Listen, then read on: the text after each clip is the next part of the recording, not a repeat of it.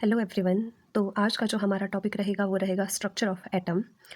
Structure of atom को जानने से पहले हमें बेसिक सा ये पता होना चाहिए कि एटम क्या होता है और क्यों एटम हमारे लिए एक बहुत ही इम्पॉर्टेंट रोल प्ले करता है। तो चलो हम इसके इंट्रोडक्शन पार्ट में जाते हैं कि क्यों एटम हमारे लिए इम्पॉर्टेंट है। तो जब हम एटम के इंट्रोडक्शन की बात करते हैं तो एटम को जानने से पहले हमें ये पता होना चाहिए कि मैटर क्या होता है। You all know matter is anything that occupy space and has a weight. कोई भी ऐसी चीज़ जो जगह घेर रही है और जिसका अपना मास होता है उसको हम मैटर कहते हैं। और हर मैटर, चाहे वो ह्यूमन बीइंग ही क्यों ना हो, ह्यूमन बीइंग ले लो या कोई सॉलिड लिक्विड गैस कोई भी ऑब्जेक्ट ले लो, they all are made up of atom. तो एटम किसी भी चीज़ की एक सबसे छोटा इकाई या सबसे छोटा यूनिट भी हम कह सकते हैं, वो एटम होता है। एटम हमारे यूनिवर्स का क्रिएटर भी है, या फिर हम कह सकते हैं हमारा ये जो पूरा यूनिवर्स है ये मैटर और इसमें मैटर प्रेजेंट है, चाहे वो एयर हो या फिर कोई सॉलिड ऑब्जेक्ट हो या लिक्विड फॉर्म में जैसे कि वाटर हो, ये सभी एक एटम से मिलके बने हैं। तो एटम को हमने अभी कहा कि एटम एक क्रिएटर है यूनिवर्स का। क्यों? एटम जब भी कंबाइन होता है तो ये मॉलिक्यूल बनाता है। मॉलिक्यूल बनाने के बाद ये फर्दर हमारे पास डीएनए की फॉर्मेशन भी करता है, और डीएनए के बाद क्रोमोसोम, और क्रोमोसोम के बाद न्यूक्लियस और सेल की फॉर्मेशन करता है। तो हम ये कह सकते हैं कि एटम एक यूनिवर्स का क्रिएटर भी है जो निर्माण करता है। हर चीज़ की फॉर्मेशन के लिए एटम रिस्पॉन्सिबल होता है। आप इस इमेज में देख सकते हैं कि कैसे जो है एक एटम जब कंबाइन होता है तो मॉलिक्यूल या फिर न्यूक्लियोटाइड की फॉर्मेशन करता है। तो न्यूक्लियोटाइड डीएनए के अंदर जो है शुगर, फॉस्फेट और नाइट्रोजनियस बेस का एक ग्रुप होता है जो आगे जाके डीएनए की फॉर्मेशन करता है। डीएनए से फिर फर्दर क्रोमोसोम्स बनते हैं, क्रोमोसोम के बाद न्यूक्लियस की फॉर्मेशन होती है, और न्यूक्लियस की फॉर्मेशन के बाद एक सेल बनती है। सेल की अगर हम बात करें, आप सभी को पता है सेल की जो फर्स्ट टाइम डिस्कवरी की थी वो रॉबर्ट हुक ने की थी, जो एक डेड सेल थी। और न्यूक्लियस की बात करें, न्यूक्लियस जो डिस्कवर किया था वो रॉबर्ट ब्राउन ने किया था। और क्रोमोसोम की जब हम बात करते हैं तो क्रोमोसोम बॉल्देयर फ्लेमिंग ने डिस्कवर किया था। और एटम की अगर हम बात करें, एटम तो आपको सभी को पता है कि फर्स्ट थ्योरी जो एटम के बारे में दी थी वो जॉन डॉल्टन ने दी थी।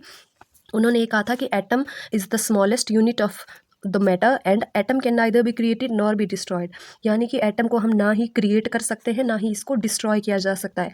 बट अगर हम आज की डेट में एटम की बात करें, हम न्यूक्लियर फ्यूजन और फिजन के थ्रू एक एटम को तोड़ भी सकते हैं, और यानी कि फ्यूजन भी कर सकते हैं, और एटम का फ्यूजन भी देखने को मिलता है।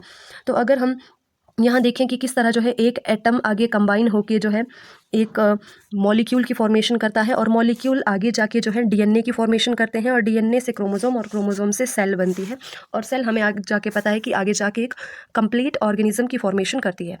तो एटम की अगर हम बात करें, एटम अभी मैंने कहा आपको कि एक पूरा यूनिवर्स क्रिएट कर सकता है, लाइक स्टार, प्लैनेट, मैं, आप सभी, हम सभी जो है एक एटम से मिलके बने हैं।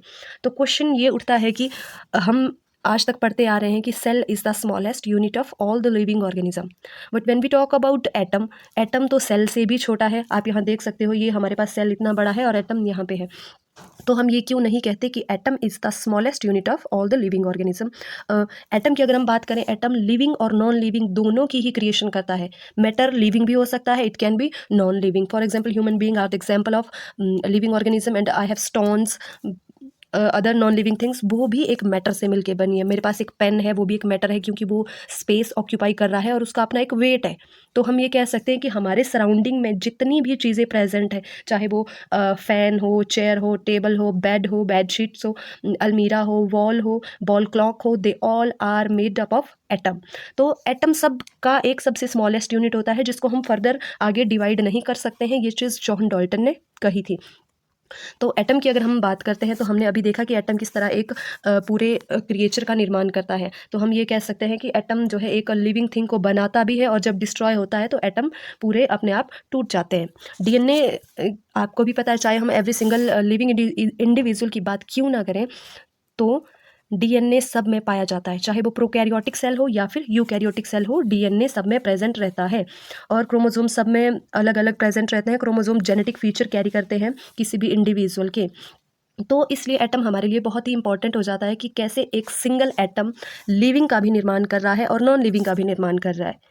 अगर मैं एग्जांपल दूं, हमें कभी किसी को देख के खुशी हो रही है, किसी को देख के दुख हो रहा है, किसी को देख के बहुत अच्छी फीलिंग आ रही है, तो हम बेसिकली ये कहते हैं कि hormone is responsible for such kind of emotions.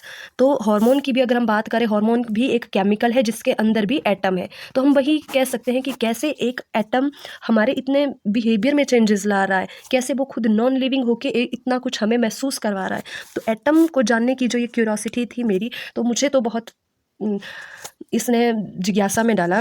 तो एटम की अगर हम बात करें फर्दर, अभी अभी हमने देखा कि एटम जो है, आप फर्स्ट इमेज में देख सकते हो एटम सिंगल, जैसे कि कार्बन, हाइड्रोजन, ऑक्सीजन और नाइट्रोजन, चार अगर ये एटम कहीं भी मिल गए या चार एलिमेंट कहीं भी मिल गए तो ये एक कंप्लीट डीएनए बनाने में हमारी हेल्प करता है। और डीएनए फर्दर आगे जाके क्रोमोसोम की फॉर्मेशन करते हैं, क्रोमोसोम से न्यूक्लियस बनता है और न्यूक्लियस से जो है सेल बनती है और सेल आगे जाके टिश्यू की फॉर्मेशन करती है। ये आगे हम आगे भी देखेंगे। अब एग्जांपल लेते हैं हम, मान लो आपके पास एक डिस्टिल्ड वाटर है और दूसरा आपके पास है एक मान लो पल्सेस है, आपके पास कोई दालें हैं।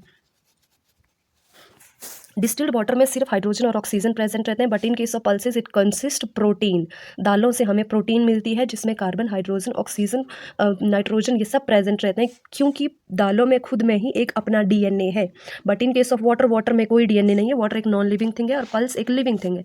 अब मान लो हमने दालों को एक हाई टेम्परेचर में पकाया, या फिर दूसरा हम ये कह सकते हैं कि बायो की टर्म में या साइंस की टर्म में हमने दालों के डीएनए को ब्रेक कर दिया, क्योंकि हीट देने पर डीएनए डैमेज हो जाता है, चाहे हम सनलाइट की ही बात क्यों ना करें।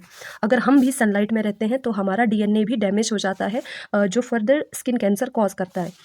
अब मान लो कि हमारे पास जो पल्सेस थी, हमने इसको हाई टेम्परेचर देने पर इसका डीएनए डैमेज कर दिया, और इसके जो डीएनए डैमेज का मतलब है कि हमने इसके एटम को सेपरेट कर लिया जो इनिशियली कंबाइन हो गए थे।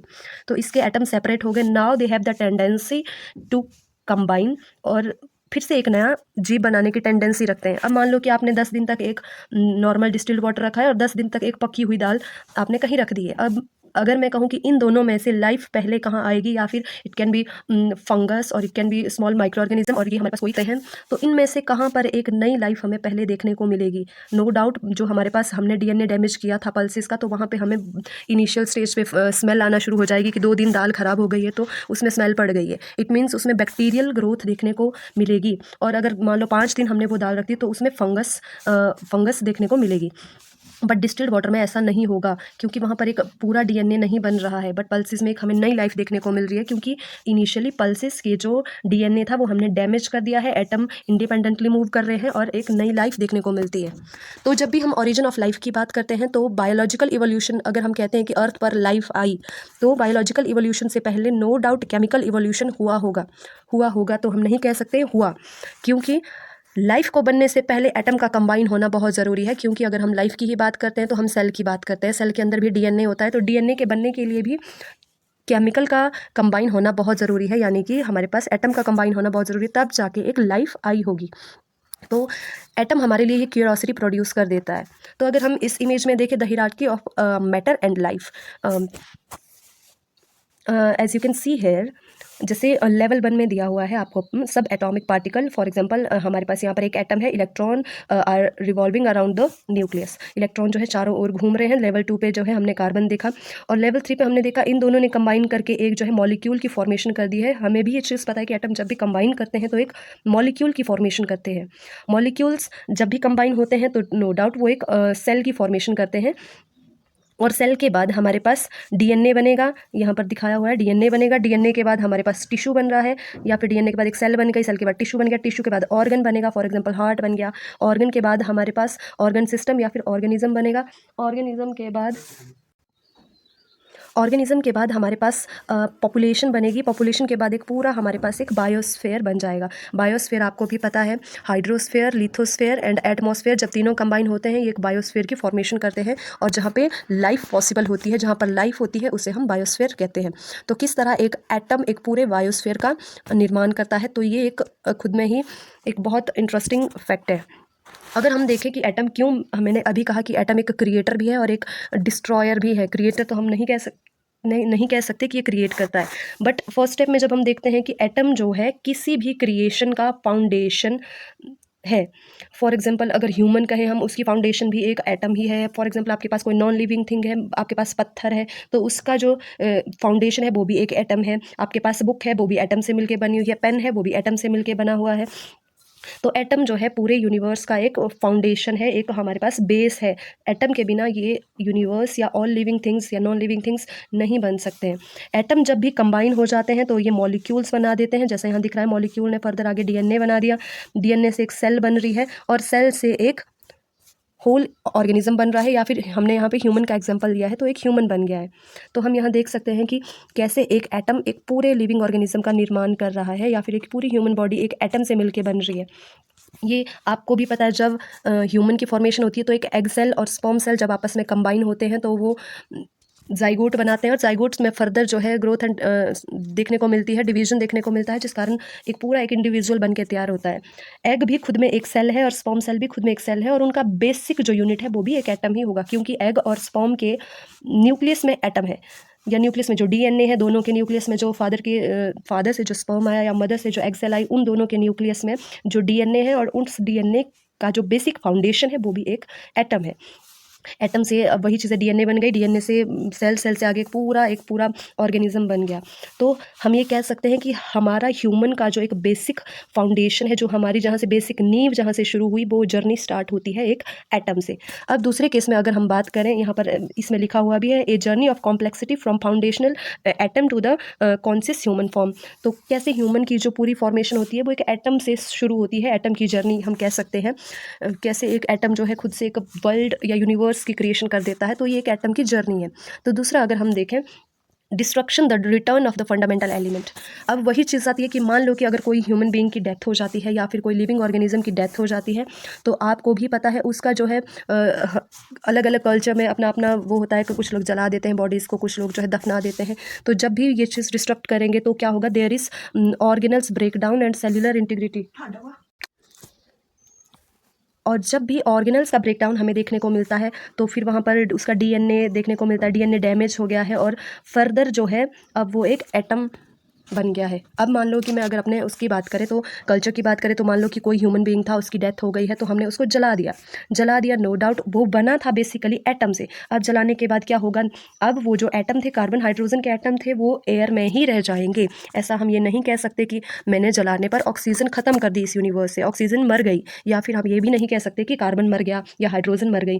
तो ह्यूमन बीइंग की डेथ हुई थी, और उसके बाद उसकी जो फर्दर प्रोसेसेस थी, उसके बाद जो हमें देखने को मिला, जो एटम थे वो इसी एटमॉस्फेयर में रहे, यहीं रहे, सॉलिड वाले सॉइल में रह गए, गैसियस फॉर्म वाले एटमॉस्फेयर में चले गए। तो बेसिकली जो हमारी बेसिक नींव थी वो तो हमारी यहीं पर ही रह गई। या फिर अगर मैं कहूँ, अगर मान लो किसी की या मेरे सराउंडिंग में या किसी की डेथ हो जाती है, तो फाइनली जो मेरे एटम है जिनसे मिलके मेरी बॉडी बनी हुई है, वो एटम यहीं कहीं रहेंगे।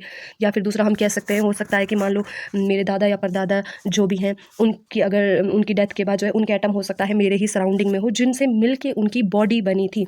तो एटम जो है कैसे एक लिविंग ऑर्गेनिज्म की क्रिएशन करता है, और कैसे वो वापस अपने फंडामेंटल उसमें वापस चला जाता है, फंडामेंटल एलिमेंट में वापस चला जाता है। जब भी कोई लिविंग ऑर्गेनिज्म डिस्ट्रक्ट हो जाता है, डिस्ट्रक्शन देखने को मिलती है, तो वो फिर से एक इंडिपेंडेंट एटम की फॉर्मेशन करते हैं। तो एटम एक बेसिक फाउंडेशनल फंडामेंटल यूनिट है किसी भी लिविंग ऑर्गेनिज्म का। तो हम ये कह सकते हैं कि हम ना तो ही एटम को क्रिएट कर सकते हैं खुद से, मैं ये नहीं कह सकती हूँ कि मैं एक ऑक्सीजन क्रिएट कर रही हूँ, क्योंकि वो हमारी बॉडी में प्रोसेसेस हो रही है। या मैं ये नहीं कह सकती हूँ कि मैंने आग जला के ऑक्सीजन या हाइड्रोजन जला के ख़त्म कर दी। तो हम ये चीज़ नहीं कर सकते हैं। अब जितने मॉलिक्यूल्स या फिर जितने एटम से मिलके ये बॉडी बनी थी, जब ये डिस्ट्रक्ट होगी तो उतने ही मॉलिक्यूल नेचर को वापस दे देगी। तो एटम, हम ये कह सकते हैं कि एटम एक लिविंग बीइंग की क्रिएशन भी करता है, और लिविंग बीइंग की जब डेथ हो जाती है तो जितने भी एटम थे वो हमारे एटमॉस्फेयर में ही रह जाते हैं।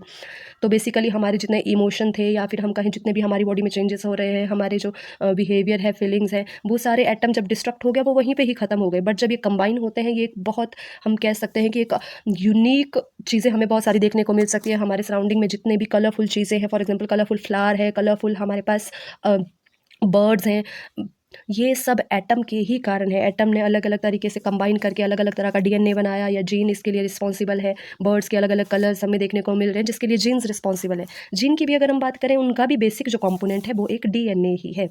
तो डीएनए, और अगर हम एटम की बात करें, एटम इसीलिए इतना इंपॉर्टेंट है, चाहे हम हर फील्ड की बात करें, हमारी साइंसेज में किसी भी बायोलॉजी की बात करें, या केमिस्ट्री की बात करें, या अदर ब्रांचेस ऑफ साइंसेज की बात करें, तो सब की जो बेसिक फंडामेंटल यूनिट यूनिट है वो एक एटम ही है, क्योंकि एटम ही क्रिएट कर रहा है पूरी बायोलॉजी का भी। अगर मैं कहूँ बेसिक फंडामेंटल यूनिट एटम है, उसके बाद धीरे धीरे नो डाउट सेल तक हम पहुँचते हैं, क्योंकि सेल खुद में लिविंग है और एटम नॉन लिविंग है। एटम एक लिविंग का निर्माण कर रहा है और सेल जो है ऑलरेडी लिविंग है। इसीलिए हम कहते हैं कि cell is the smallest unit of all the living organism, क्योंकि एटम खुद में नॉन लिविंग है, इसलिए हम ये नहीं कहते कि atom is the smallest unit.